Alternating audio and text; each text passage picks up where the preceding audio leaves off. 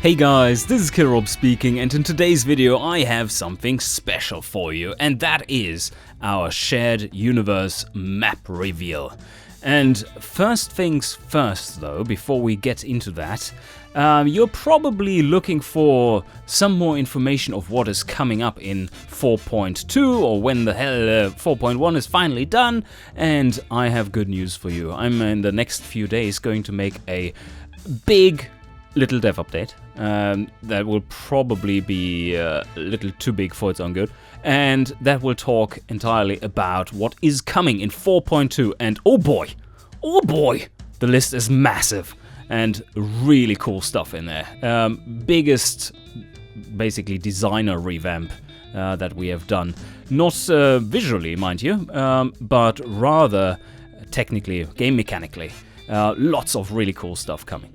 Anyway, so with that out of the way and something to look forward to, I have some other cleanup duty to do first, and that is this map reveal is in conjunction with the release of the demo version of our side project, which is the Cyclist Tactics. So if you're interested in it, or interested in seeing what it is, I have left for you a link down below, and 1 hour after this video is put live on YouTube, there will be a live stream on Steam on the storefront page of the Cyclist, so please tune in if you like what the game is about, or if you're curious, so it would be cool to see you there.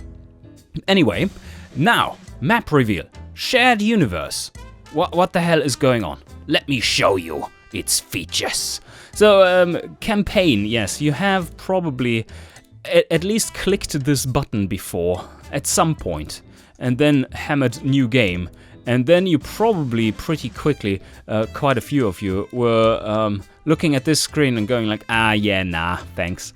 No, not really, probably, but what we are seeing here is our very basic world map, which you all have seen. Gazmir, Hedvesia, Frenia, Ahana, and Dalua.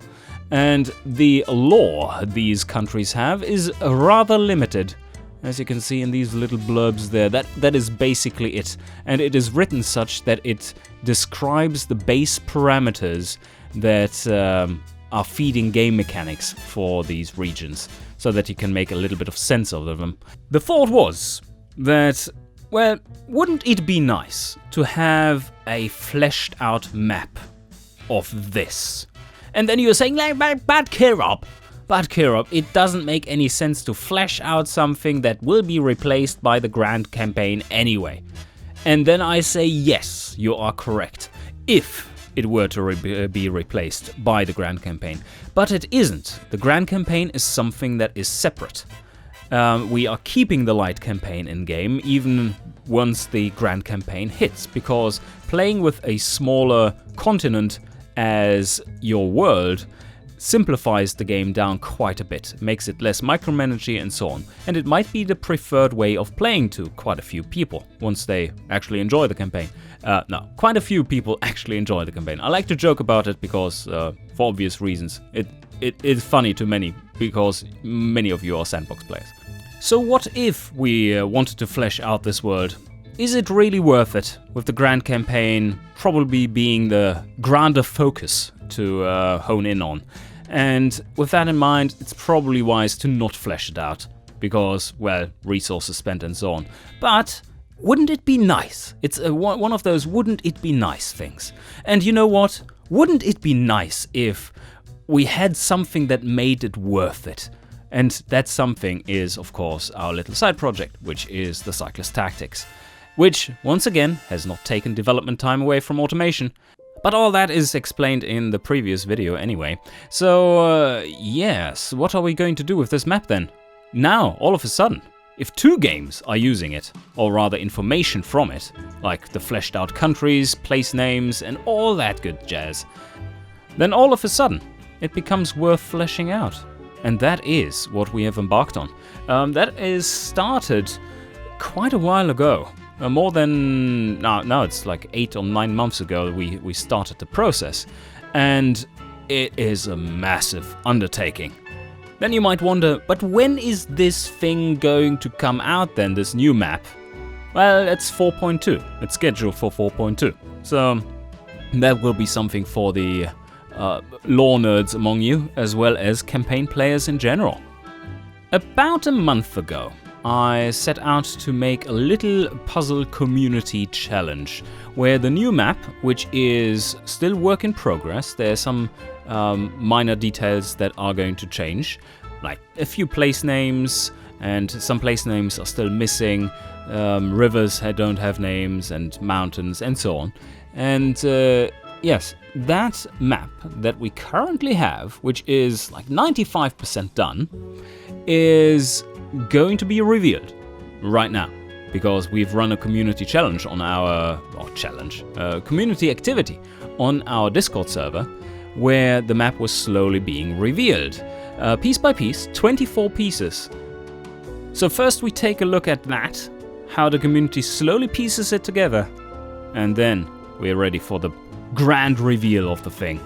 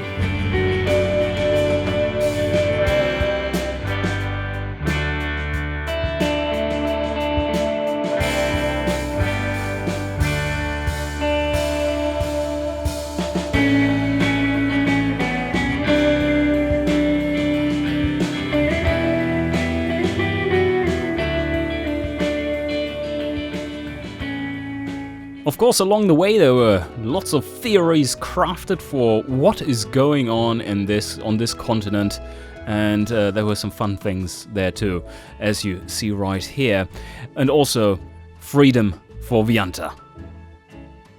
But now I think it is time to reveal the map proper, and here you go.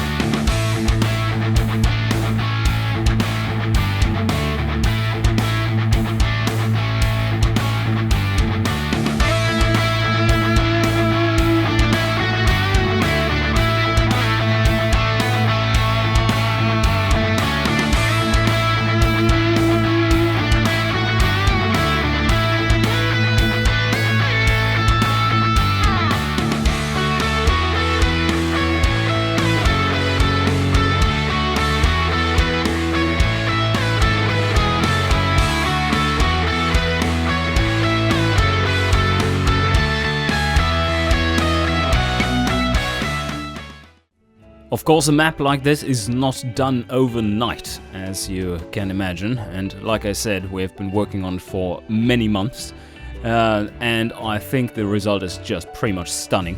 This looks like a real fictional world, in that it's, well, could be an atlas map of a real thing. So, pretty epic. So many places for you to have car companies. Yes, indeed. I thought it would be quite entertaining to get the person on here who has busted his ass for making this map, and Well, I did too, but nowhere near as much as Sam has put into this. So I'm going to switch over to a little interview I did this morning with Sam, our map maker. And I really hope you're enjoying this map. And just 2 more little tidbits before we jump into the interview. Right, you're probably wondering, but where's the automation test track? Well, let me show you. It does have a place. It is in Vairua. And that also has the 2 lakes that you can see there, and the dam, the hydro dam that you see in the BeamNG test map. The second little tidbit I want to drop on you is geopolitics. So, what has happened in that war if Gazmir actually not only is the US and England, but also France and Germany? Yeah, quite interesting that. Also, Frenia seems to be both Italian and Spanish, and Ahana seems to be pretty Soviet, but, well, ex-Soviet. But also Dalua seems to have been, at least at some point, part of Ahana. Just look at their flags, it's pretty obvious. So there's a lot of interesting stuff going on there in the past that is preceding automation, which we are not going to explore further in automation, of course. But you can have your own theories around what has happened. But now, enough blabbering, on to more blabbering. And this should be fun. Let me switch over to my little interview with Sam. Alright, and now it is time to talk to Sam, the one and only map maker for this massive project of ours. So, Sam, why don't you quickly introduce yourself with, perhaps by mentioning how you became our map maker as well. What makes you so special? Yeah, evening. So, well, I'm not a professional cartographer. Maps have been a hobby of mine for an incredibly long time. And I started operating off of Fiverr, which is where Rob found me in the doldrums. So yeah, it kind of evolved initially. We did a bit of a sample project, and then we moved into ending up with going with the sample and developing it into the large map that we've ended up with. So yeah, map making would be something I'd love to do a lot more of. I do have a job alongside that, so I can only do so much. But it's something I love to do overall. So whenever I get a project like this that's so exciting, where you can build an entire world for a game that people really love and there's a great community around, it's always a great opportunity. Oh yeah, and you certainly have lived up to the challenge, I would say. Well, I sure hope so. Definitely. I mean, I've when I started looking around the place, we first had another map maker set to start working on this, but personal issues got in the way of that map maker, so I had to look for others. So I literally, that's not overstating it, I literally went through over 100 offerings on Fiverr for map making and just looked at their portfolios and so on and picked out 3 people that I thought were worthy giving a shot, because there's a lot of tosh on Fiverr, if you didn't know. But anyway, you were one of them, and from what I recall, you had only a tiny little portfolio of like 3 or 4 little maps, where only one was a slightly larger project. But there was something in there that I thought was promising. Yes, I think you're right. At the time, maybe there was 3 or 4. I'd done a little bit of work on a book, perhaps, and I hadn't done anything, I guess, professionally or official in like this Atlas style. But this is a style that Well, I'm not. Some of the listeners might be aware, but if you look at someone like Artifexion on YouTube, my style is based heavily on his, and he's got some great tutorials if people are interested in doing something like that. But yeah, right place, right time is, I think, what it comes down to for me, and perhaps for everyone. We've ended up with a great final product, I think, and I hope everyone who plays the game is going to really love it. We shall see about that, but yeah, so far it seems like it. I'm really looking forward to seeing this map being in the game and implemented. So that is something that we are planning for Light Campaign version 4.2. We have done some back-end implementation testing already, and this whole map is vector-based. And now let me ask you, how do you even go about making such a map? You just named like tutorials and stuff, but like, what is the general process you go through to make a map like this? Yeah, I mean, there's a number of questions that you basically need to start with. You need to get a sense of scale. You need to establish a bit of a color palette that you're going to work with. You need to get an idea of the style. So here we've got an atlas style. You can go with a more cartoon-based one, or a topographic map, or some other imitation that way. This type of map will obviously lend itself to what we've got right now, so a lot of locations and granular detail. And then you've got to decide how you're going to bring it to life. And for vector-based graphics like this, which obviously is very advantageous because you're able to zoom and export to basically any resolution. So what I use here is Adobe Illustrator, which is obviously the standard in the Adobe suite. But there are a number of free-to-use pieces of software that people can get a hold of if they wanted to. And then I guess you've got to, when you get into the actual map making part, you've got to decide how you're going to start there. So the way I do it is start from the highest elevation and work down. So that way you can get a picture of where your peaks are going to be, and you can start to form your mountains around that, and you're able to join up your contour lines a bit easier and work downwards. But yeah, patience is key, I guess, when it comes to that. I know me and Rob were just talking about some of the old iterations we had of the map, which I think hopefully we can share and you guys might enjoy, because we went through a number of different iterations for some areas in particular.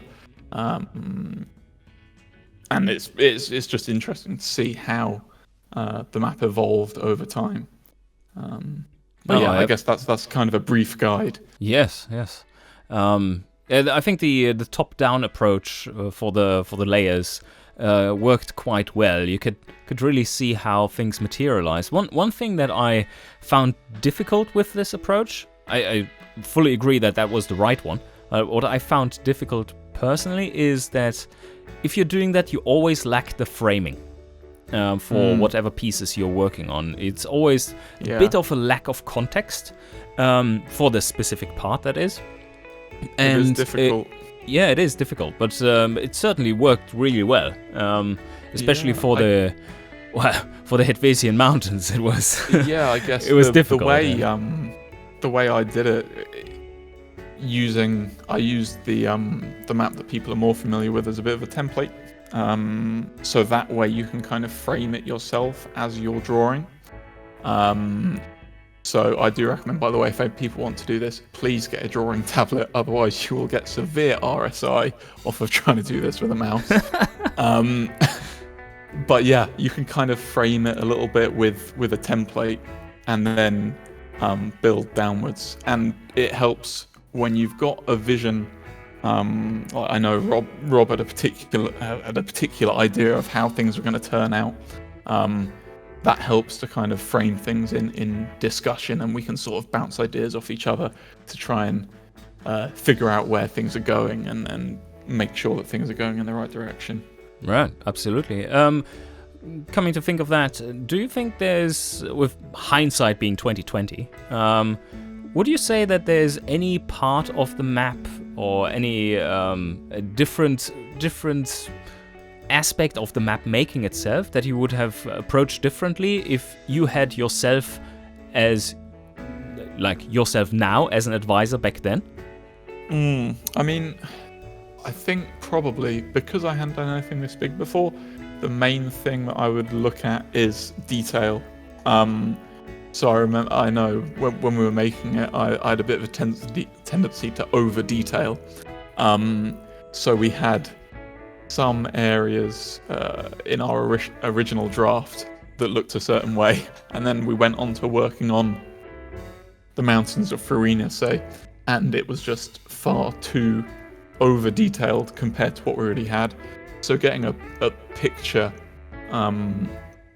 of how detailed you want that to be, at what zoom you're working at, is going to be really important for something like this, and it can help avoid a lot of redoing and rehashing in the process, of which we have plenty in trying to find the right style for the map.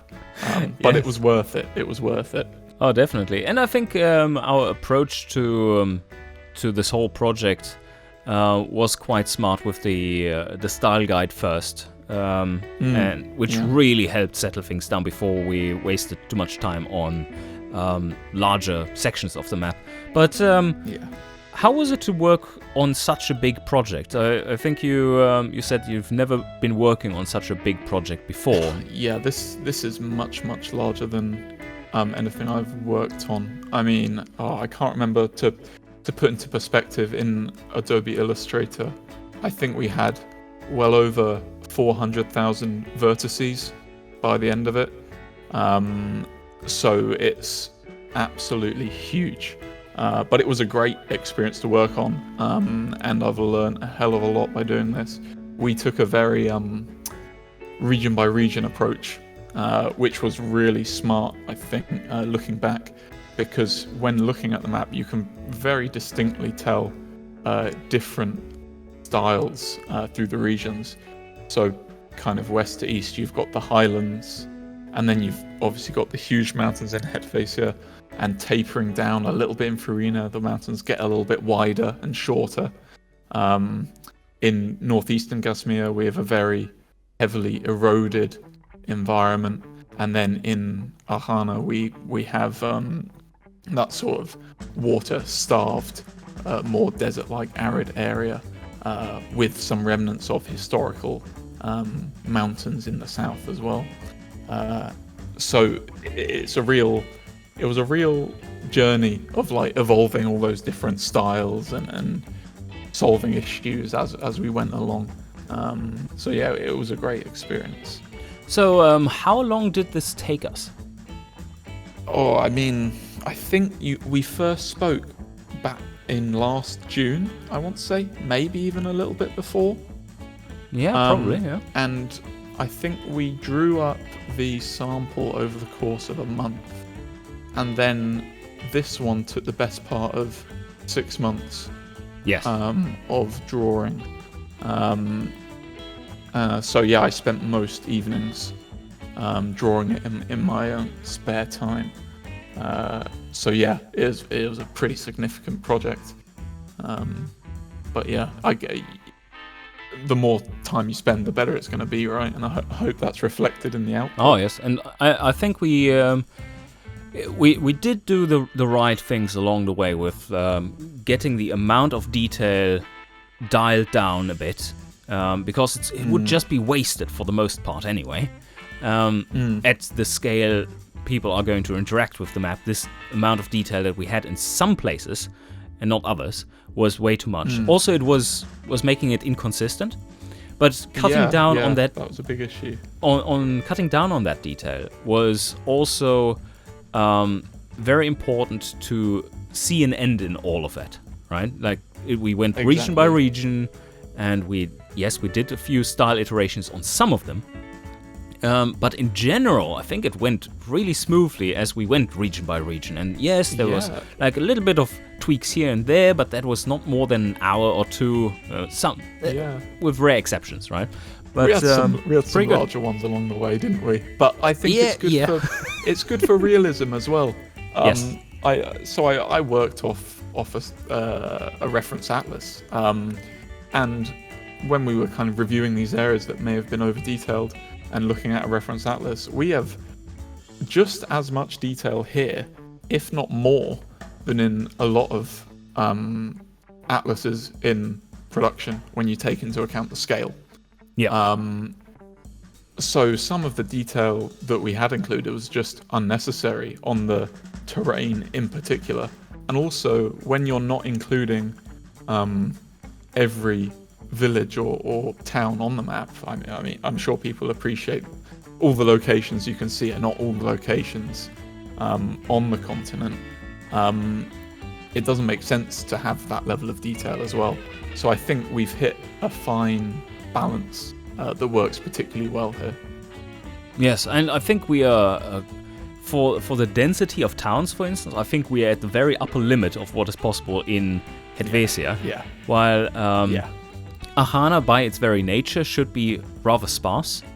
And I think Gazmir is on the lower side of that amount of detail. You would expect, for the size of it and for how industrialized it is and well populated it is, you would probably expect a few more smaller places as well. But it's still very... it tells you quite a lot about the locations, doesn't it? The density of the towns and cities. Oh, it does, yes. And you have a lot of those population hubs in Gazmir. And those large cities which kind of dominate in a lot of areas. Whereas in Helvetia, with the difficult landscapes, you've got all these smaller places nestled in and around the valleys and just where people can live, essentially. Yeah, there are not that many larger cities in Helvetia. No. Where would you build them? That's right. Exactly. But even Karlstadt am Strand is the largest city they have on the ocean, and it's so fun. Helvetia being kind of Switzerland, but Switzerland is not on the sea, so it's such an interesting vision to have. Like, okay, what would the Swiss do if they were having a lot of ocean at their borders as well?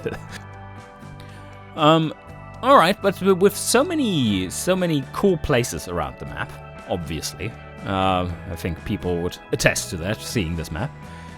Which one of those areas do you like the most, and why is that? So, I think visually speaking, and actually probably my favourite to work on, probably I would say Helvetia. I love Farina as well, but probably just Helvetia, just because of the sheer scale of it, and you get an image in your mind when you're looking at it of the Alps and those jagged peaks and narrow valleys, and the skiing resorts that might be down there, and the climbs that you might have in a tour. So yeah, I think Helvetia definitely visually, and probably also to work on. It was very rewarding to work on, and I remember once I'd finished the final layer, looking back at it and going, wow, this just looks like an epic place, epic in scale and in nature, really, I guess. No, that is definitely fantastic, and I think it has really come to life after deepening those valleys quite a bit. We had one stage in there in the map making process where we iterated on valley depth for the rivers, and we did, didn't we? I think this one has really come to life more and more as we deepened those valleys a bit more. I'll try and dig that one out. I think it's probably lying around somewhere. Right. One thing that makes that the case is that the deeper valleys reveal the brighter colors, so you get much more of a structured look to the whole thing than if it's all a brown blob with some snowy peaks. Exactly. And it was detailed before, but it's just how do you work the scale of elevation in order to get the most out of it. And I think we've arrived at something that is quite realistic too. Yeah, it looks fantastic, I think, and it really makes it visually pop, I guess, as well, you'd say, right? Yes. Which is your favorite area, Rob? That is a very good question. I think from the style, I really love from a map style thing, I really love the Highlands the way they are right now, with the deeper cut valleys, the long lakes in there in the valleys and so on. That's beautiful. But there is one particular little bit that I just find extremely beautiful as a tiny framed area, and that is the city of Marena at the lake, with Lupeño being up to the northeast, and just the river coming down and then flowing out to sea. I think this is with the hills and mountains around. This is just beautiful, and the volcano to the south. So this is so cool. So I love that little bit, but in general, as a larger piece of the map, I think the Highlands are fantastic. Yeah, they were a real tough one. Hard not to crack, as you well know. Yes, and we were both kind of questioning throughout all the way. It's like, this just doesn't feel quite right.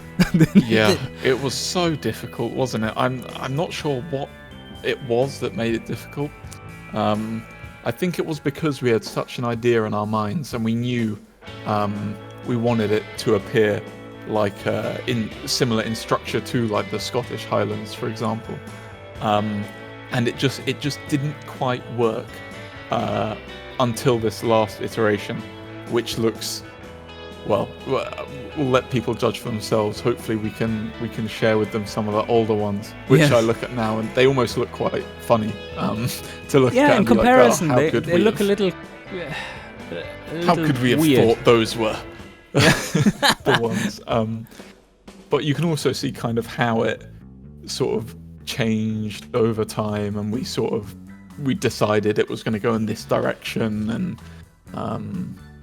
it's a really interesting area of the map, but so difficult to do for some reason. I mean, looking at it, you wouldn't think so. No. And you might exactly. say Hetvasia, but no, the Highlands were they were a pain, yes. Born, yeah. But yes, I think absolutely. I think once you dug out those valleys from the Highlands and placed the rivers down and so on, I was seeing that I think you did it for the area around and south of Eastport first, and then continued on as we settled on that style, and it was like, yes, okay, that's it.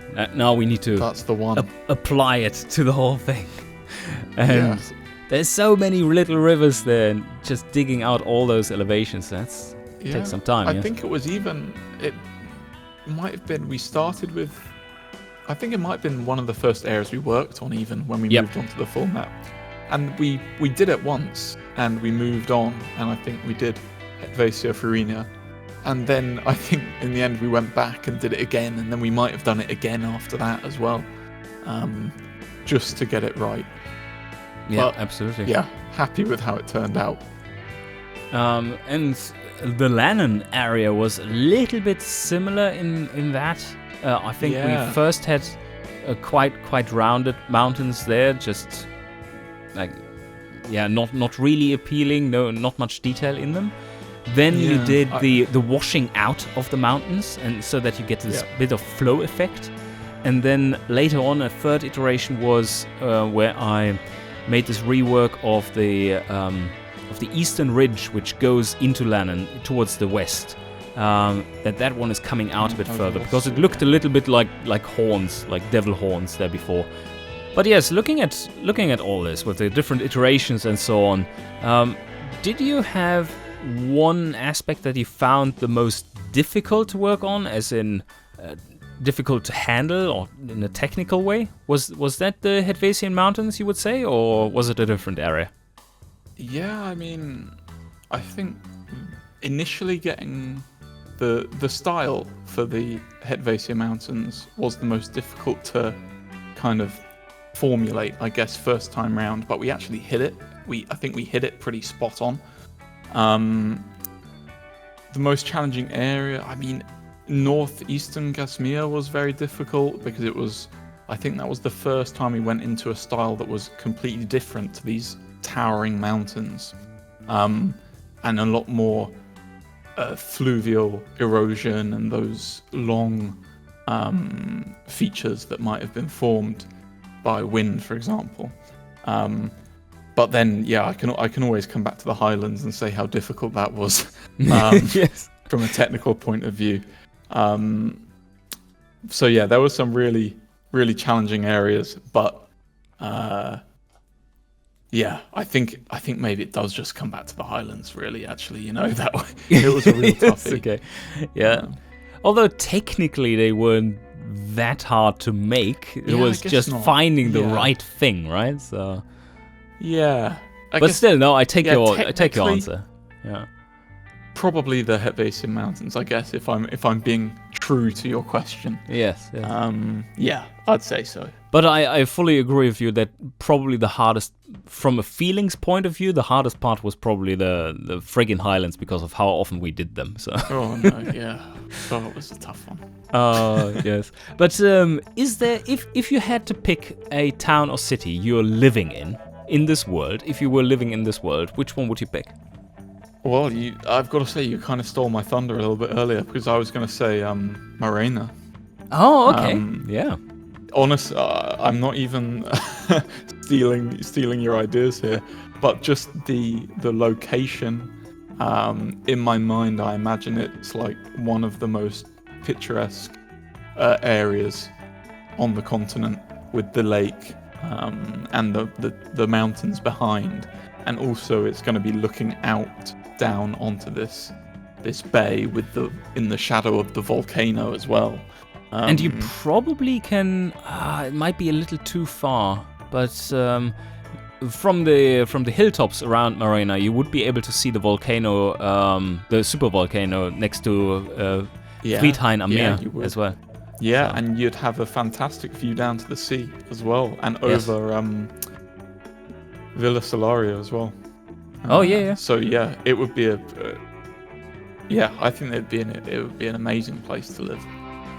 But yeah, there's so many locations here that look geographically interesting.